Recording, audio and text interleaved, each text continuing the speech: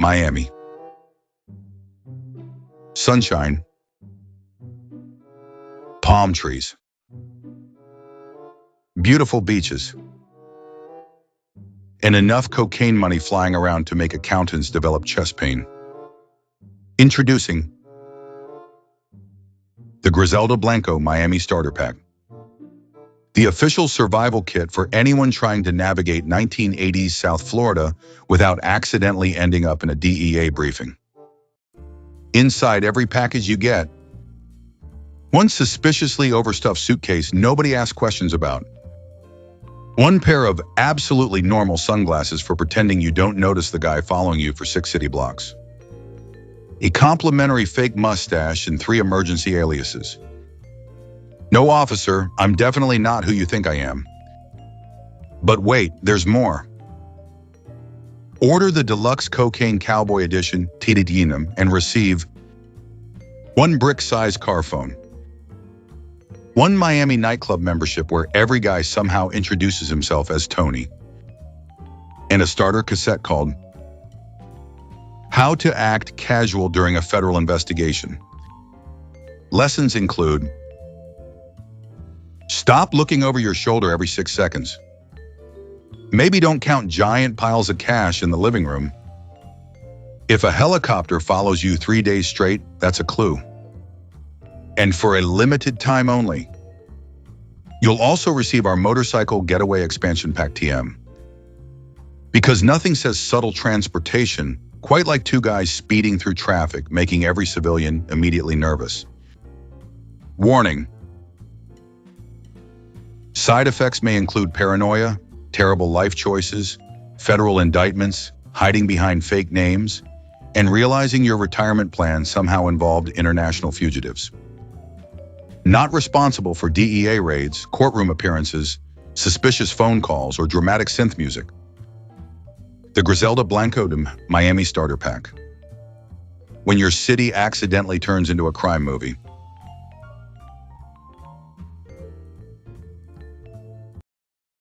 Disclaimer: this documentary is intended for commentary, historical discussion, satire, analysis, and entertainment purposes only.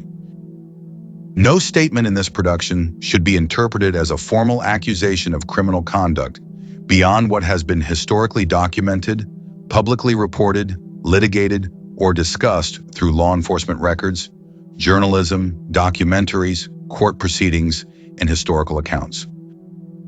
Viewer discretion is advised. Because in this video, we are not talking about a legend polished up for streaming television.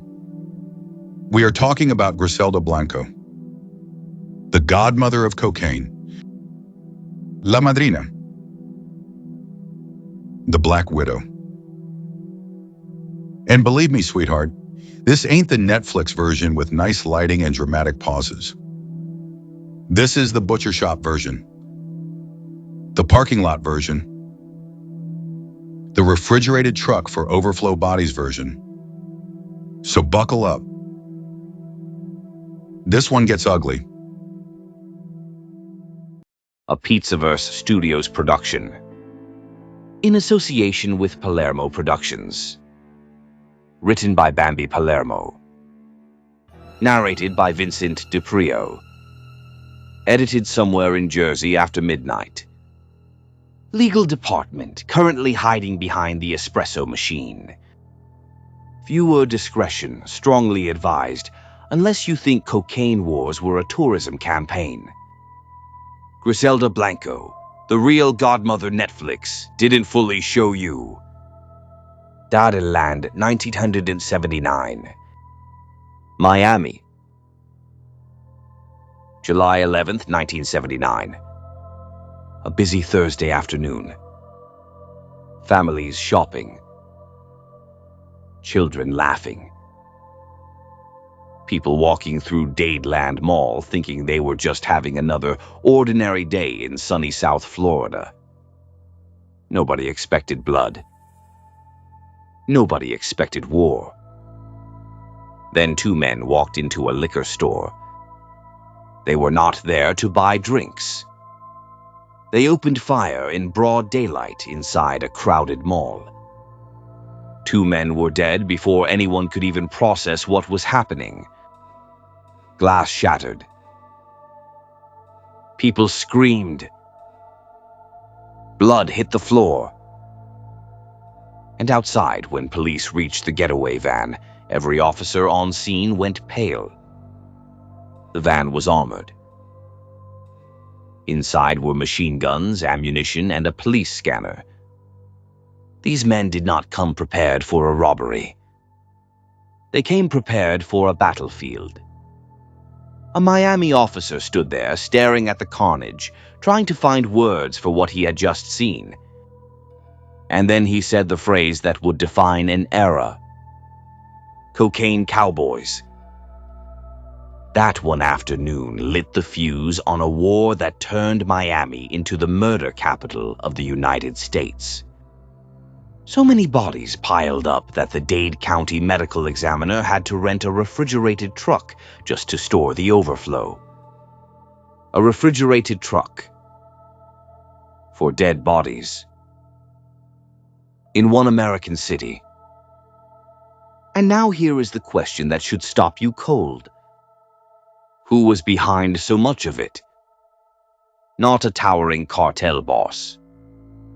Not a 6-foot enforcer with an army behind him. A woman. 5 feet tall. A mother of 4.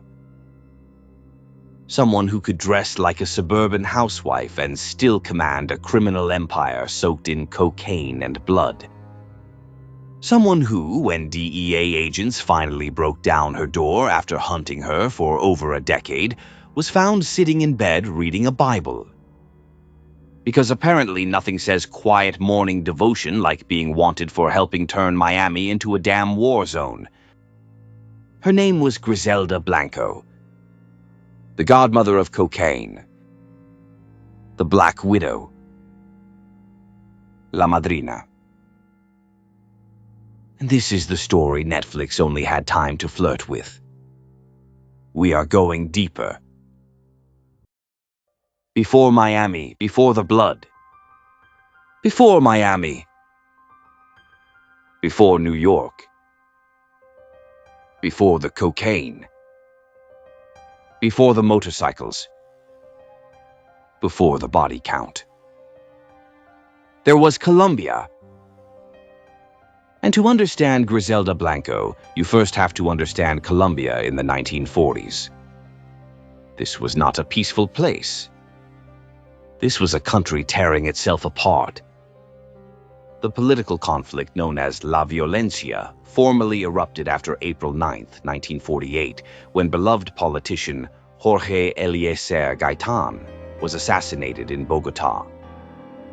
His murder triggered riots, massacres, and years of civil war between liberal and conservative factions. More than 200,000 people would die. Villages burned. Families disappeared. Children grew up surrounded by fear, poverty, and bloodshed. Into this world, Griselda Blanco Restrepo was born on February 15, 1943. Some records say Cartagena. Others point to Santa Marta, where she was reportedly baptized. But what is not disputed is this. She was born into poverty. She was born into violence. And she was born into a world that did not give a damn whether she survived. Her mother was Ana Lucia Restrepo. Her father, Fernando Blanco, played virtually no role in her life. When Griselda was around 3 years old, her mother moved the family to Medellin. And that move changed everything. Medellin makes a monster. Medellin in the 1940s and 1950s was a city of contradictions. Beautiful mountains. Green hills. Coffee plantations. Textile factories. Commerce. Industry. And slums so poor they looked like the world had forgotten they existed. Griselda and her mother lived in some of the roughest neighborhoods in Medellin, including areas known for prostitution, drinking, poverty, and crime. Children there saw things children should never see. Her mother was reportedly an alcoholic. Some accounts describe her as a sex worker. Other accounts suggest Griselda may have suffered abuse from men around her mother. Whatever the exact details, the picture is clear. Griselda Blanco did not grow up protected. She grew up exposed. No stable home. No safety. No one standing between her and the wolves. And somewhere in all that damage, something in her hardened. But here is the uncomfortable part. Griselda was not stupid. Not even close. Everyone who ever studied her, law enforcement, journalists, enemies, associates, seemed to agree on one thing. She was brilliant. Street smart. Strategic. Fast. She could read people. She could read fear. She could read power. The first blood. One of the darkest stories from Griselda's childhood claims that when she was only 11 years old, she participated in the kidnapping of a wealthy 10-year-old boy. According to multiple later accounts, including stories repeated in documentaries and biographies, the boy's family did not pay the ransom fast enough. So Griselda allegedly shot him dead. She was 11. Now, to be clear, this story is difficult to fully verify. It comes from secondary accounts. But whether every detail is exact or not, the pattern it describes fits the woman she became. Cold consequences. No hesitation. No emotional collapse afterward. Just action. By her early teens, she had already crossed lines most people never approach in an entire lifetime. By 13, she was involved in counterfeiting. Fake documents. Fake currency. Fake identities. And let me tell you something. Later on, when she was dodging the DEA like a ghost in a silk robe, those early skills came in handy. Nothing in Griselda's life was wasted. Not the pain. Not the poverty. Not the crime. She turned every piece of damage into a weapon. Carlos Trujillo. When Griselda was still a teenager, she met Carlos Trujillo. He was older, a street hustler, a small-time marijuana dealer, a coyote, a man who smuggled people across borders for money. In the logic of a broken teenage girl surviving in a violent slum, Carlos represented something. Maybe escape. Maybe protection. Maybe just the next bad decision wearing pants. They married while Griselda was still very young. Together they had 3 sons. Dixon. Uber. Osvaldo. They also ran marijuana operations together in Medellin. But marijuana was small-time, bulky, limited, messy. Griselda saw something else coming. A white powder. Compact. Profitable. Easy to hide. And increasingly popular among wealthy Americans who apparently looked at cocaine and said, "You know what my board meeting needs? heart palpitations. Cocaine was the future. And Griselda Blanco intended to own a piece of it. Eventually, her marriage to Carlos fell apart. But like most relationships in Griselda's life, it did not end cleanly.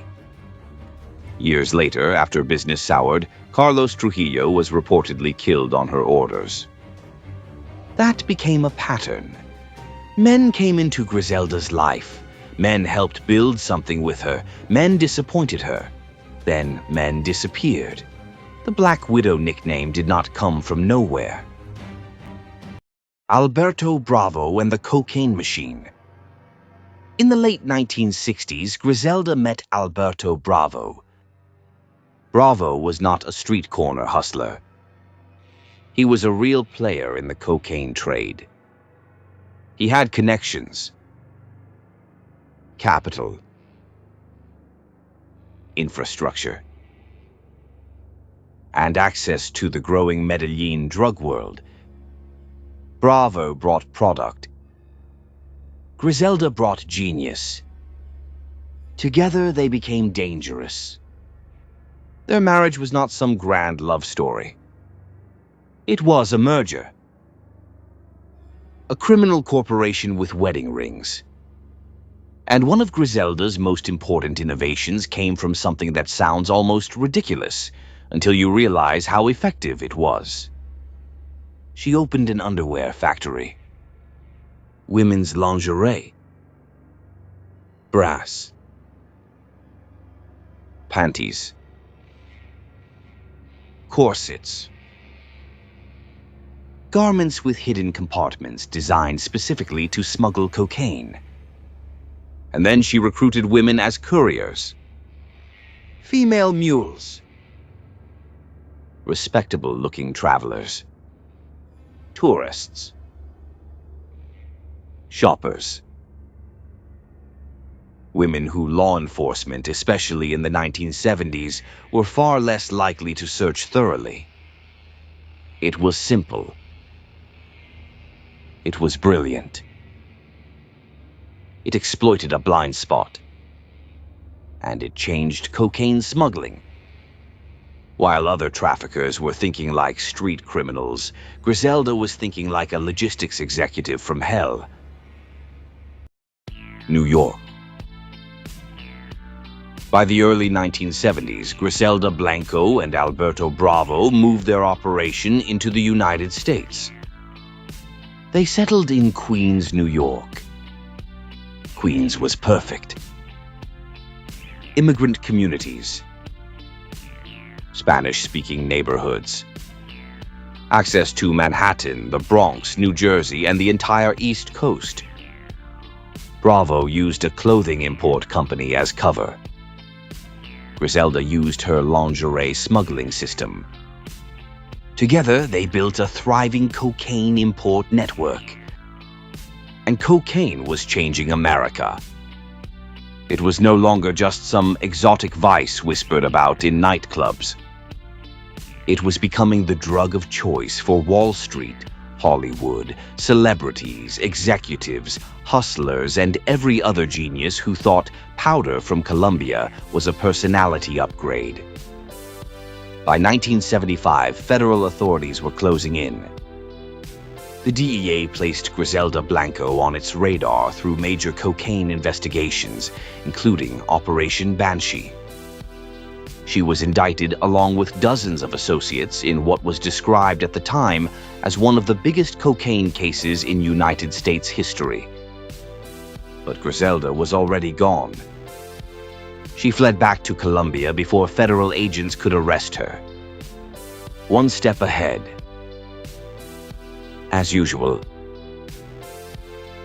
the woman had more exits than a Jersey banquet hall during a bad wedding toast. The Black Widow is born. Back in Colombia, Griselda resumed operations with Alberto Bravo. But then she began to suspect him of stealing from her. Millions missing. Trust broken. And Griselda Blanco did not forgive betrayal. In Bogota, the confrontation exploded into violence. A shootout. Bodies. Chaos. And Griselda shot Alberto Bravo in the head.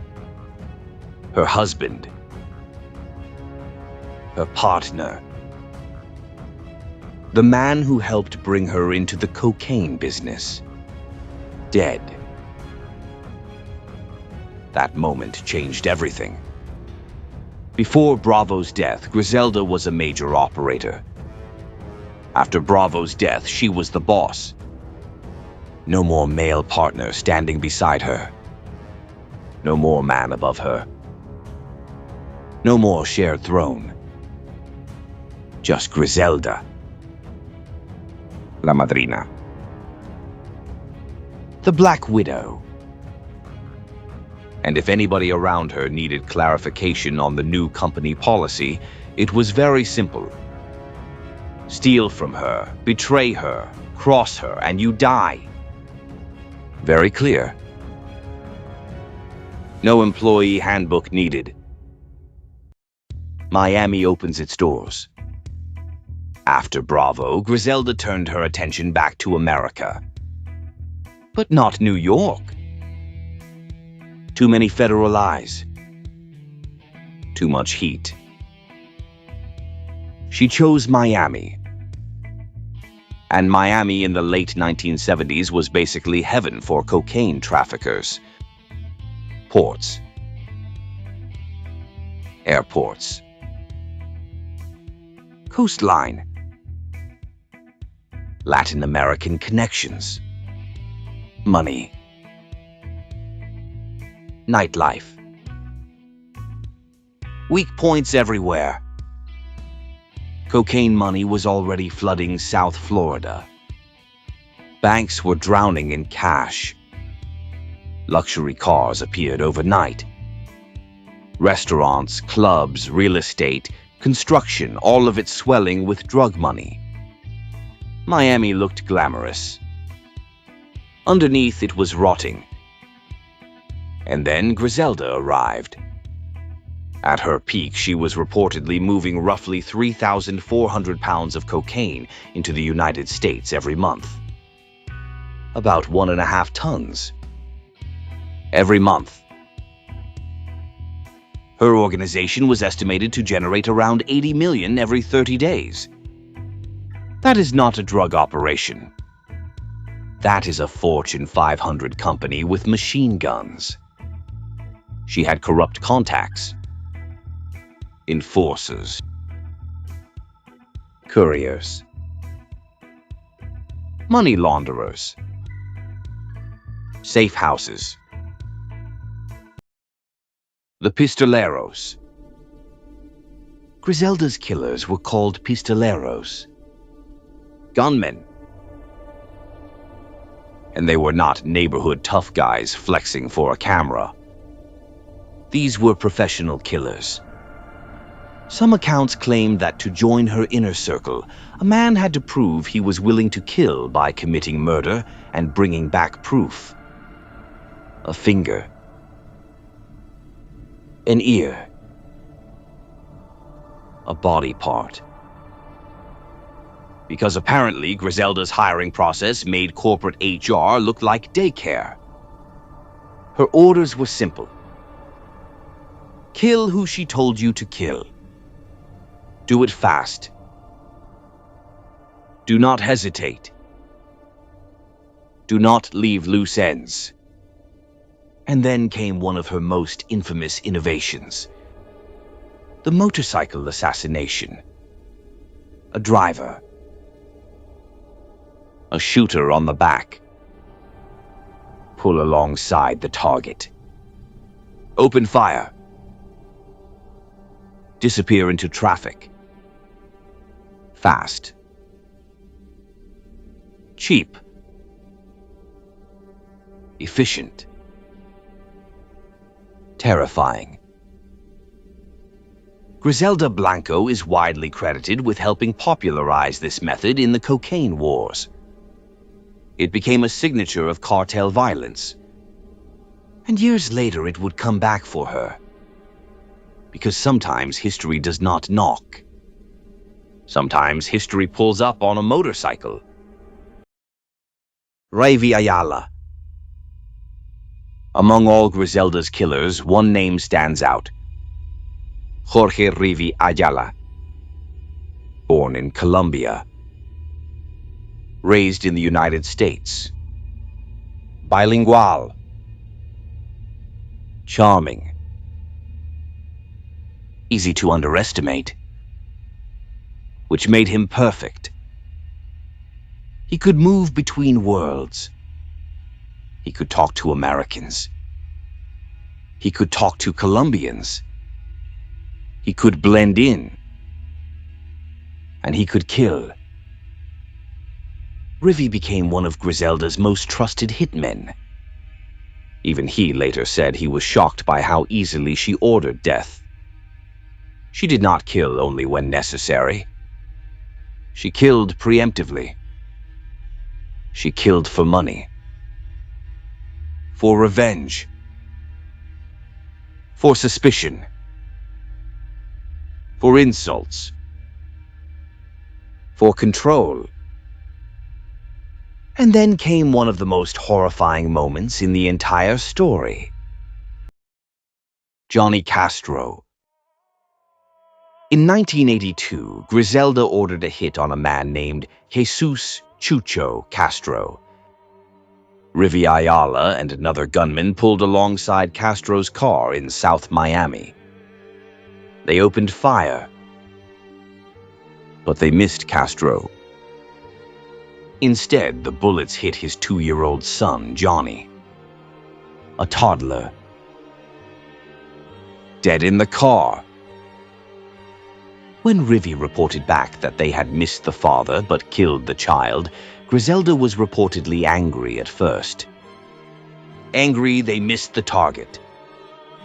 But when she learned the little boy had died, she allegedly said she was glad that they were even. That right there tells you more than any body count ever could. This was not just a woman hardened by violence.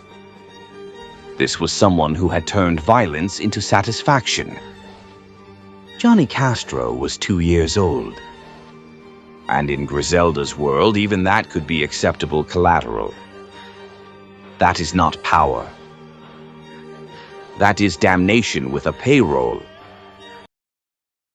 Miami becomes a war zone. Between 1979 and 1981, Miami became a city under siege. Bodies in parking lots. Bodies in cars. Bodies in hotel rooms. Bodies in restaurants. Motorcycles weaving through traffic with armed killers on the back. The murder rate exploded. The city became known as the murder capital of the United States. And the Dade County Medical Examiner's office became so overwhelmed that it had to rent a refrigerated truck to store the dead. That image should never leave your mind. A refrigerated truck. Not for food. For bodies. This was Griselda Blanco's Miami. A city where cocaine money bought mansions in the morning and left corpses in the street by dinner. She was suspected of involvement in dozens of murders, possibly far more. Some estimates go as high as 200. The exact number may never be known. But the fear, that was measurable. People knew her name. Law enforcement knew her name. Rivals knew her name. And nobody said it lightly. The Lorenzo murders. Among the murders tied to Griselda's organization, one of the coldest was the killing of Alfredo and Grisel Lorenzo. They owed her money. Around $250,000 from a cocaine deal. In Griselda's world, debt was not a financial problem. It was a death sentence. Rivi Ayala and his crew went to the Lorenzo home. Their children were in the next room watching television. Rivi shot Alfredo and Griselda dead. Afterward, he claimed Griselda had wanted the children killed too. He refused. Think about that. A professional hitman had to be the moral boundary. That is how dark this world was. The children survived because even a killer said, "No, that's too much." When your hitman is the ethical supervisor, your organization has officially gone to hell in a Cadillac. The mother and the monster. What makes Griselda Blanco so disturbing is not just the violence. It is the contradiction. She was a mother, deeply attached to her children, controlling, protective, obsessive. She named her youngest son, Michael Corleone Blanco, after the character from The Godfather. Not subtle. Not even a little.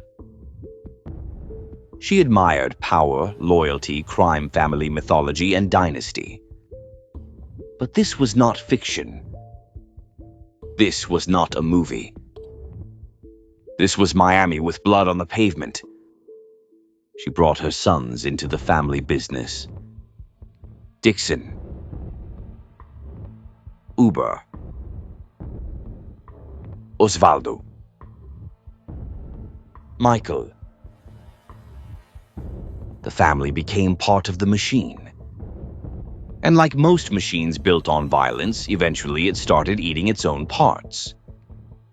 Her older sons would later end up imprisoned, killed, or lost to the same world she raised them in. That is the real tragedy of the crime family fantasy. It does not end with violin music and candlelit dinners. It ends with sons in coffins. Dario Sepulveda. After Alberto Bravo, Griselda married Dario Sepulveda, a bank robber, an assassin, a violent man in his own right. Together they had Michael Corleone Blanco. But like every man who got close to Griselda, Dario eventually became a problem. Their relationship collapsed. In 1983, Dario took Michael back to Colombia during a custody dispute. Bad move. Catastrophic move. A move so dumb it should have come with its own warning label. Griselda reportedly paid to have Dario assassinated. Her third husband was dead. Her son was returned. The Black Widow had struck again. 3 husbands. 3 violent deaths. At some point, fellas, maybe stop marrying the woman named La Madrina. Just a thought. The DEA closes in. For years, DEA agent Bob Palombo pursued Griselda Blanco. He first encountered her name during cocaine investigations in New York. Then, after she fled and resurfaced through Miami and California, the chase continued. Griselda was careful. False names. False identification. Intermediaries. Constant movement. Informants. Counter-surveillance. She knew how to disappear. But by 1984, Palombo finally spotted her in California. Newport Beach. Then Irvine. Quiet suburbs. Clean streets. Nothing about it screamed international cocaine empire. That was the point. Griselda had always understood the power of looking ordinary. On February 17, 1985, DEA agents moved in. They watched her young son, Michael, leave the house with a nanny. Then Palombo knocked. Agents entered the home. They cleared the rooms. Upstairs, they found Griselda Blanco sitting in bed, reading a Bible. The woman suspected of ordering murders, moving tons of cocaine, and helping turn Miami into a war zone was sitting there with scripture in her hands. That is either irony, hypocrisy, or the boldest attempt at rebranding in criminal history. She gave a false name. She had false identification. Even caught in bed, she was still lying. Prison does not stop her. In 1985, Griselda was convicted on federal drug conspiracy charges and sentenced to 15 years in prison. For law enforcement, it was a huge victory. For Miami, it was relief. But Griselda Blanco did not stop operating just because somebody put walls around her. From prison, she continued to manage connections. Then came one of the strangest chapters in her life. Charles Cosby. Cosby was a small-time cocaine dealer from Oakland. He wrote Griselda a fan letter in prison. A fan letter to the cocaine godmother, because apparently common sense took the day off. 6 months later, he was making serious money. Griselda and Cosby began a relationship. Business.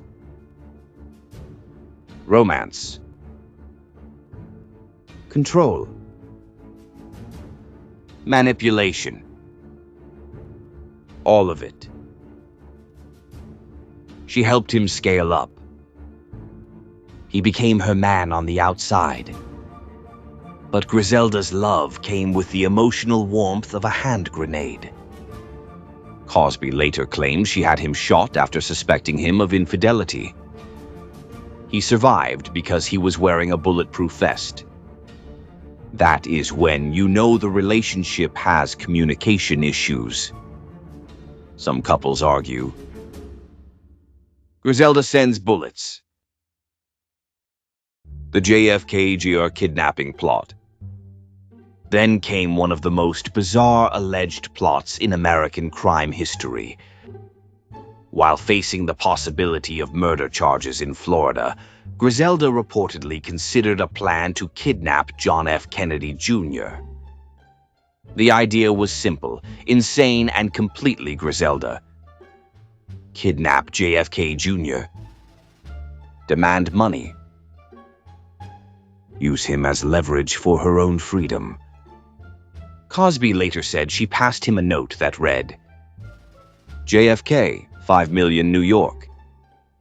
At first, he thought she meant a drug shipment through JFK Airport. Nope. She meant Kennedy's son. Because apparently regular criminal insanity was not dramatic enough. The plot never happened. But the fact that it was allegedly even discussed tells you where Griselda's mind was. Cornered. Desperate. Still thinking bigger than everyone else.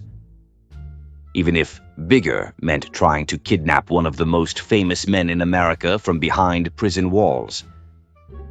That is not a plan. That is a nervous breakdown with logistics. Rivy Talks. In the 1990s, prosecutors in Florida built a murder case against Griselda. Their star witness was Rivy Ayala. He pleaded guilty to multiple murders and agreed to testify. This should have been the case that buried her. Death penalty territory. First-degree murder. Years of blood finally catching up. And then the whole thing collapsed in one of the most absurd scandals in American legal history. Rivi Ayala, sitting in prison, had been having explicit phone conversations with secretaries in the Miami-Dade State Attorney's Office. Secretaries who had access to prosecution files. The case was compromised. The witnesses were tainted. The prosecution's credibility got dragged into the gutter wearing cheap cologne. Griselda eventually pleaded guilty to 3 counts of second-degree murder. She received concurrent 20-year sentences. Not the death penalty. Not the dramatic end prosecutors wanted. Once again, Griselda found a crack in the wall and slipped through it. Not through genius this time. Through incompetence. Sometimes the justice system does not get defeated by masterminds. Sometimes it trips over its own shoelaces and lands face first in a scandal. The return to Medellin. In 2004, after nearly 20 years in American custody, Griselda Blanco was released and deported to Colombia. She was 61 years old. Her health was failing. She had suffered a heart attack. The empire was gone. The Medellin cartel was gone. Pablo Escobar had been dead since 1993. Miami had changed. The cocaine wars had evolved. The world had moved on. Griselda returned to Medellin, the city that made her. The streets where she learned to steal. The city that taught her violence. She lived quietly. Markets. Errands. Family. A ghost of an old war walking through a new city. But legends like Griselda do not retire cleanly. Too many enemies. Too many debts. Too many ghosts. And one morning, the past finally caught up. The motorcycle comes back. September 3rd, 2012. Medellin, Colombia. Griselda Blanco was 69 years old. She went to a butcher shop with her pregnant daughter-in-law. An ordinary errand. An ordinary street. An ordinary morning. Then a motorcycle pulled up. 2 shots. Both to the head. The motorcycle disappeared into traffic. Griselda Blanco collapsed on the sidewalk. The godmother of cocaine was dead. Killed by the same method she helped popularize. The motorcycle assassination. The shooter on the back. The close-range hit. The quick escape. The violence she sent into the world finally circled back and found her outside a butcher shop. You cannot write that cleaner. If this were fiction, people would call it too obvious. But real life does not care about subtlety. Sometimes karma pulls up on 2 wheels. The cost of La Madrina. The numbers attached to Griselda Blanco are staggering. Tons of cocaine. Millions of dollars. Dozens, maybe hundreds of murders. A city overwhelmed by bodies. A criminal empire that helped reshape Miami. But numbers are easy.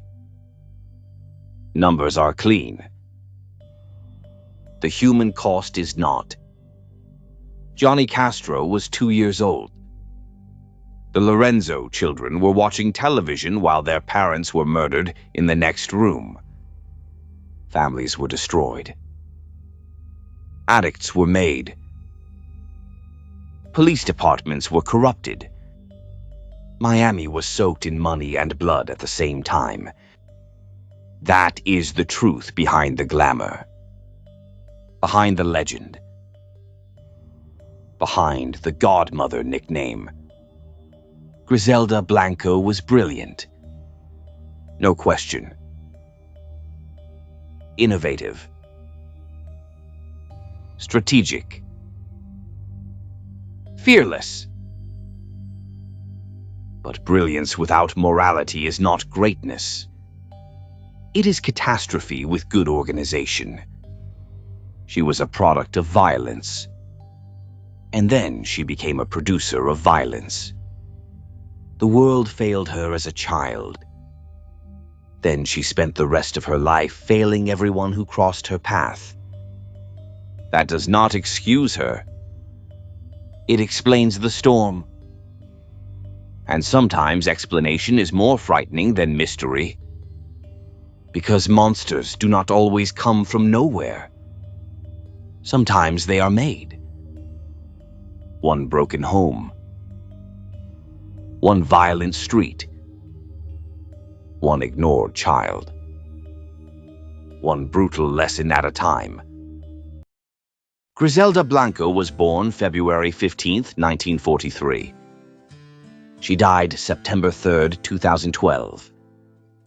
From Colombia's slums to New York's cocaine pipeline.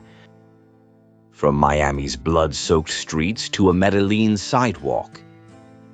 She built an empire. She buried husbands. She terrified killers. She raised sons inside the very machine that would consume them. And in the end, she died by the method she helped make famous. The motorcycle pulled up. The shots rang out. La Madrina was gone. The cocaine trade did not end with her. The violence did not end with her. The world she helped build kept moving. But her name stayed behind. Griselda Blanco. The Black Widow. The Godmother of Cocaine. The woman Netflix showed you. But not fully. Now you know why. If you made it this far, you are exactly who this channel was built for. Not the 8-minute attention span tourists. Not the people who want true crime with all the sharp edges sanded off. You sat through the whole story. From Darien Mall in 1979 to that final motorcycle in Medellin in 2012. Drop a like. Subscribe. Ring the bell. And leave a comment telling me what part of this story hit you the hardest. Was it the refrigerated truck? The Bible in bed? The 2-year-old boy? The motorcycle coming back? Because around here we do not just tell stories. We dig them up, dust them off, and ask why the hell nobody told them right the first time. Thank you to everybody watching, listening, sharing, commenting, and keeping the Pizzaverse alive. This is for the people who still want real storytelling. The people who want the whole damn picture. The people who understand that history is not clean, crime is not glamorous, and monsters do not become monsters in a vacuum. From Bambi Palermo, Vincent DiPrio, Pizzaverse Studios, and Palermo Productions. Stay sharp. Stay skeptical. And never mistake a legend for the truth. This is the Pizzaverse. And we don't miss. Griselda Blanco. The Black Widow. This bitch. 5 feet tall, looked like somebody's aunt running errands, and somehow turned Miami into a live-action disaster movie. Proof that don't judge a book by its cover occasionally comes with machine guns and federal indictments. Alberto Bravo. The business merger. Connections, money, logistics, cocaine infrastructure. entered a criminal power partnership with Griselda and apparently forgot there was no employee exit package. HR in that company was just destiny with bullets. Jorge Ayala Rivera, the friendly neighborhood nightmare, looked approachable, sounded normal, could blend into a crowd. Meanwhile, law enforcement looked at him like, oh, fantastic, this guy again. Robert Palombo, the guy with the world's worst hide-and-seek game. No publicly known images, sorry. Spent years chasing Griselda through fake names, fake IDs, and disappearing acts. Imagine finally catching somebody after a decade and finding them in bed reading a Bible. That's a level of plot twist nobody puts on a DEA recruitment poster. Pablo Escobar, the guy everybody was scared of.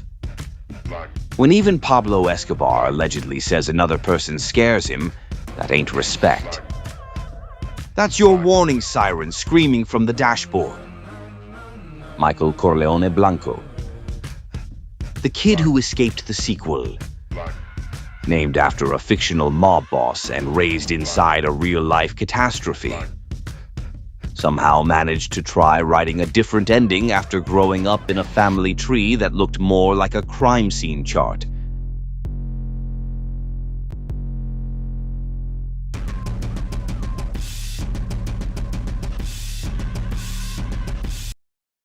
In the mood for organized crime but tired of boring legal businesses? Well, sweetheart, have we got the opportunity for you? Nucky Johnson's Boardwalk Hospitality Package, where corruption meets customer service. Come on down to beautiful Atlantic City, New Jersey. The only vacation destination where the judges are crooked, the cops are paid off, and the whiskey's somehow safer than the government-approved stuff. Illegal liquor, underground casinos, chorus girls, police raids scheduled conveniently after business hours. At Nucky Johnson's Atlantic City, we believe every hardworking American deserves three things: liquor, gambling, and the comforting illusion that laws are optional. Tony Bum Pizza. I came here for a weekend in 1927 and lost my house. Virginia Hill. I married 3 gangsters and 2 politicians, sometimes the same guy. Giacomo A. I got arrested, released, and rearrested all before dinner. Outstanding service. Tired of boring legal entertainment? Well, step onto the boardwalk, sweetheart. Where every hotel comes with ocean views, bootleg whiskey, mild federal surveillance. Side effects include tax evasion,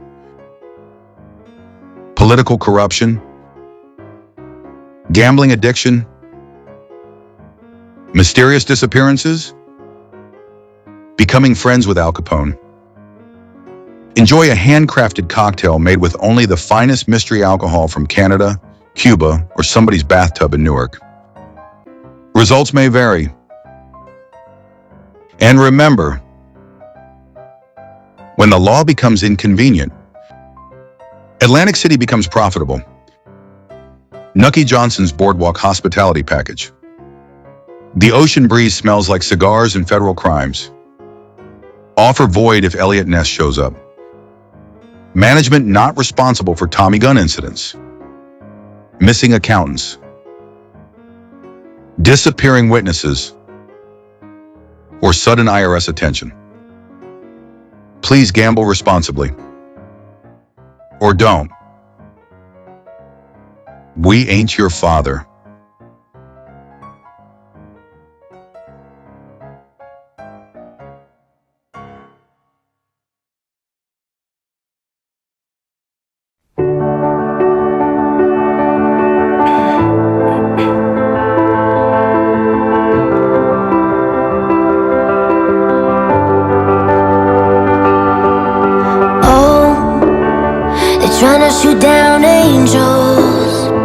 trying to pull their wings off so they can't fly.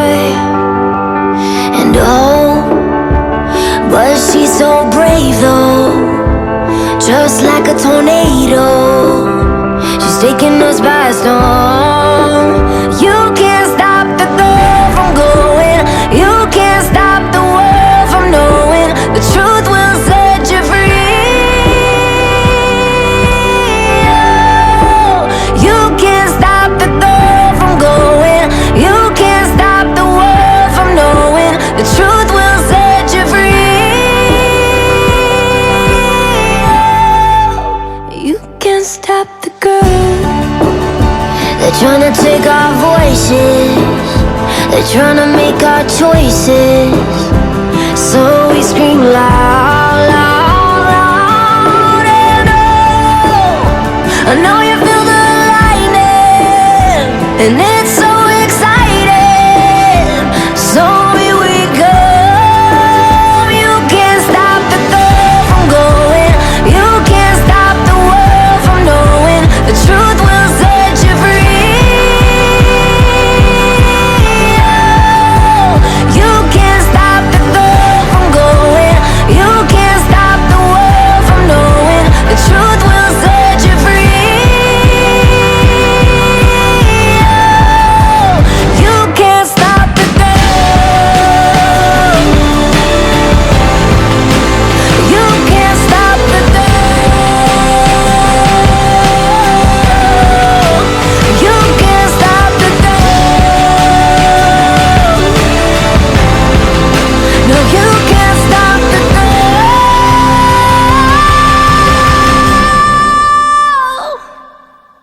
Oh, I know you feel the lightning, and it's so exciting, so here we come.